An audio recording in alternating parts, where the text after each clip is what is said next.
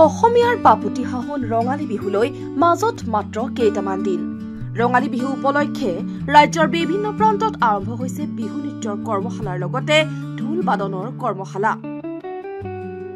বিহু নৃত্যৰ লগতে ঢোল বাদন কৰ্মশালাত বিশেষভাৱে ব্যৱহাৰ হোৱা সামগ্ৰীবিধেই হৈছে ঢোল। ৰঙালী বিহু বুলি ক'লেই ঢোলৰ আছে এক সুকীয়া মাদকতা।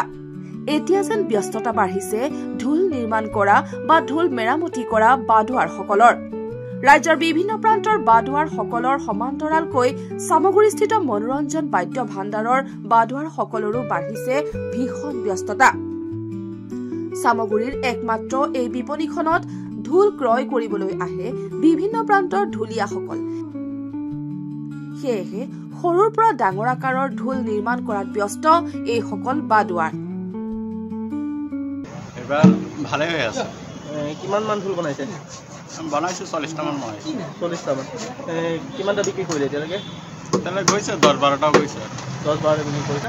কাষ্টমাৰ দূৰৰ পৰা আহি আছে। তেজপুৰৰ পৰা আহি আছে, গোলাঘাটৰ পৰা আহে, যোৰহাটৰ পৰা আহে, এইফালে গুৱাহাটীৰ পৰাও আহি থাকে। গুৱাহাটীৰ পৰা আপোনালোকে যি কাঠটো ব্যৱহাৰ কৰে কি কাঠ এইটো? এইটো কঁঠাল কাঠ। কঁঠাল কাঠ। কিমান দিনৰ পৰা বনাই আছে আপুনি ইয়াত? এয়া বনাই আছো আমি ভোগালী বিহুৰ পৰাই পিছৰ পৰাই আমি ৰেডি কৰি আছো। ভোগালী বিহুৰ পিছত আপোনালোকে এই যি দোকানখন আছে দোকানখন কিমান বছৰ? দোকানখন আমাৰ 40 বছৰ হৈ গ'ল। 40 বছৰ?